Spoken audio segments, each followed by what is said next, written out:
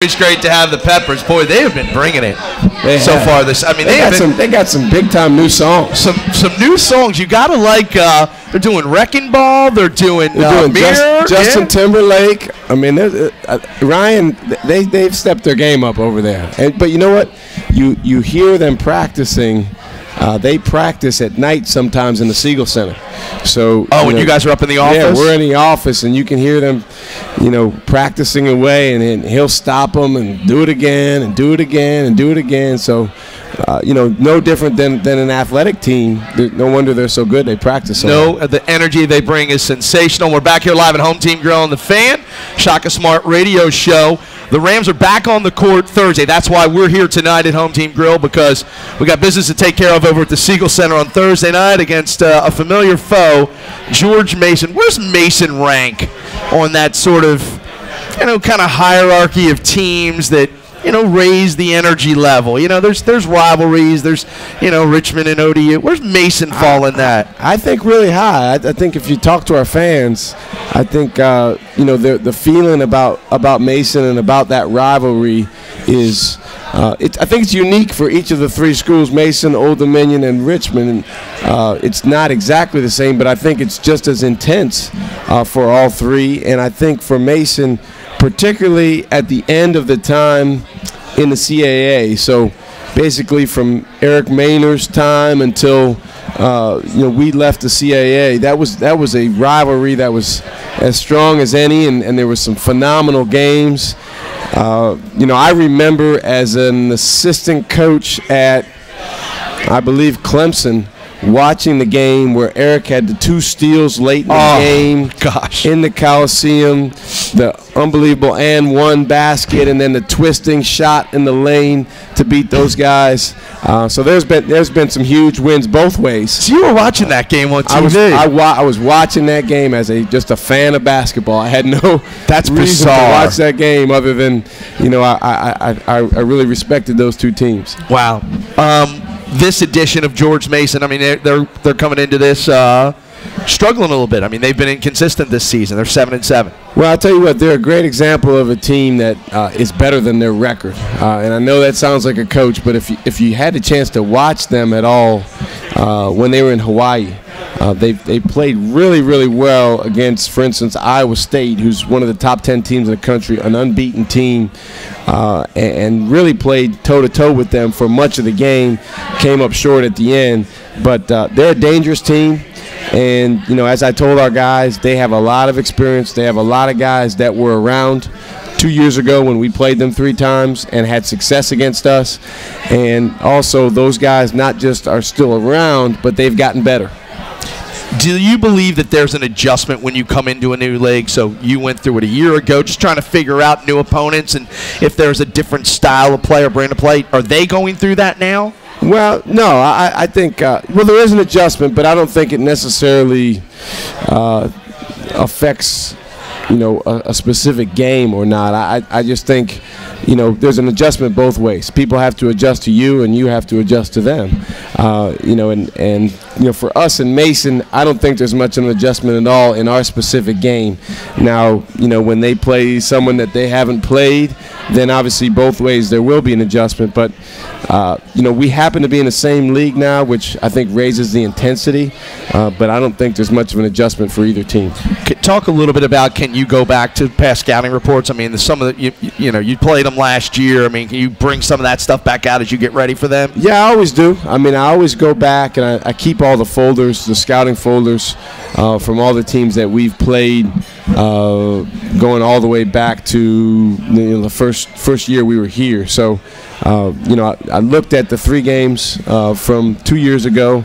Obviously, we had that heartbreaker up there at Mason, came back and won on Brad's senior day, and then we were able to win in the Coliseum. So those are games you can learn some things from. Some bad blood from that game, obviously, from the pregame ceremony. Yeah, we've moved on from that, Greg. We've moved on.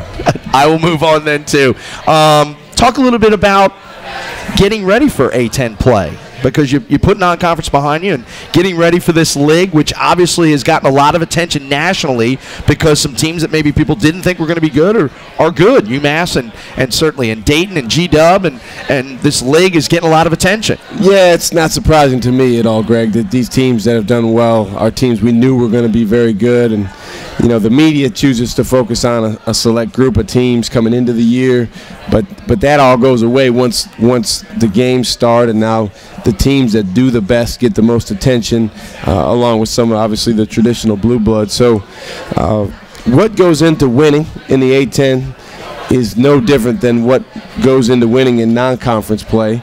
It's just that now when you're in the league, obviously the stakes get a little bit higher, the familiarity gets a little bit more, and you know, a little bit later in the conference season, we'll start playing certain teams for a second time. Certainly, a lot of these A-10 games, all your games are on TV, but you had a comment during your media session that's gotten some attention about games that are on TV and some of the resources and benefits that BCS conferences get that maybe some of the other conferences don't get. It got posted in Sports Business Journal, and a lot of people were tweeting that around. And just talk a little bit about that. You still feel like as much as VCU has grown and advantages you've gotten, that there are still a bit of a haves and have-nots in college basketball? No, it's not that simple. I think there's a continuum.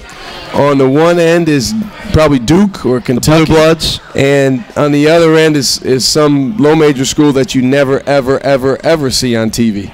And we're obviously somewhere in between. The point I was making, I forget what the specific question was, is that in scheduling, not everything is created equally. No question. So it's not as simple as we can't just go out and say, okay, hey, University of Kansas, let's play a home and home. You know, you come here and then we'll come there, or vice versa. It just doesn't work that way. We can't call up and say, hey, Kentucky, meet us in D.C. and we'll play at the Wizards Arena in a neutral site game. It has to be both parties that want to do it, and obviously the teams that have more pull and more TV power have more flexibility in their schedule. Well, there's certainly going to be a lot of ECU games on TV starting on Thursday night. Yeah, I think, Greg, it's important to note, we've made a lot of progress, and we've come a long way. I think Scott showed a stat, I think it was 11 seasons ago, that VCU didn't play on national TV one time in the whole season. So think about that. I think we're on 21 times, 22 times, and that some type of national TV this season. So, man, we've come a long, long way, and we're excited about continuing to make progress. Great stuff. Hey, we want to make everybody aware. I think everybody remembers a year ago the coach was involved with the ESPN Infinity Coaches Charity Challenge. Of course, you were partnered up with Friends Association, executive. And we are again. And you are again, Executive Director David Young. They do such a fabulous job over there. We want to encourage everybody. Voting is open. It started. ESPN.com/infinity. ESPN.com/infinity. I checked it today. You are in the top 10. It's early on. I don't even want to say who's in first place. That's okay. It really doesn't matter. It's where you finish right now. We're gonna get that voting going, and obviously it just opened, I believe, yesterday. Just opened. You know, it's something that we were able to raise a little bit of money last year and a lot of awareness for Friends, and through some efforts, you know, Maya and a lot of our friends. We've been able to raise a lot of money this year to help the organization, and a lot of awareness, and now this Infinity Coaches Challenge gives us another venue to do that. You can vote every single day, so just make it part of your habit when you check your email. Even send yourself a reminder, put it in your calendar, ESPN.com/infinity. You can vote every single day. Yes, I voted today, Coach. Just like brushing your teeth. I did vote today. So really, really, really cool stuff. And again, we're going to mention it every week, and I know David Young's going to join us here one week and talk a little bit about all the great things and all the wonderful children that Friends Association serves on a daily basis. Oh, they provide such terrific services for kids and families that wouldn't normally benefit from such things. And all you got to do is go over there and see the look on the kids' faces to understand the value of a place like Friends. And you know, quite frankly, it's an organization that's been around for over 140 years. So there's a lot of people that have gone through the programs there that have benefited and gone on to do great things in their lives. And that's what it's all about. I think that's why we coach. I think that's why teachers teach, is because we want to see the young people that we're working with go on to do bigger and better things. There's one more thing I want to talk about before we take a quick time out. Those of you that watch college basketball on CBS Sports know there's a series that's they started this year called the Men of March, and they've already done 2 profiles, one of John Calipari, one of Rick Pitino. The others are of Roy Williams, Tom Izzo, Billy Donovan, and Shaka Smart. And so next week, CBS is going to have cameras here in Richmond following you around. I think they might even be here next Thursday at Home Team Grill, and they're following you around for a couple of days. They are going to be at Home Team Grill, so everybody come out to the show next week, and we're going to have a lot of fun. I told Maya that they actually want to come into our home and film some things there, which, you know, she's a pretty private person, but I think I have her talked into that. I think that was part of the deal. So, you know, just to be included with those guys, I mean, that's I don't even know what to say to that. It's a great opportunity for our program, you know, just to showcase some of the things we do in practice and with our guys. So we're excited about that. It's really, really impressive. It's going to air on Saturday, March the 1st at 1 o'clock, but they're taping it next week. But just mark it down, Saturday, March the 1st at 1 o'clock. And Clark Kellogg's actually going to do the interview. He's going to come here next week. Clark Kellogg will do you know him at all? Have you run across him at all? Yeah, I've gotten a chance to be around him a few times, just in you know, obviously in media settings, and just have unbelievable respect for him. I spent a lot of time in Ohio in college, and then also as an assistant coach at a couple of places, and he's a legend there. He's after LeBron, he's the next best player ever to come out of that state. Wow. Next best high school player. And Marlene Stallings. Well, that's on the women's side, but if we would change the order around if it was, you know, if it was both on either side. But Clark's somebody that I've got a ton of respect for. That's great. All right, we're going to take one quick timeout, come back, and we're going to go to Twitter for a couple of questions that you have tweeted us using the hashtag Smart Show, hashtag Smart Show. So quick timeout, we'll come back. Final thoughts from Coach when we return here on the Shaka Smart Radio Show, live from Home Team Grill and the Fan on ESPN 950.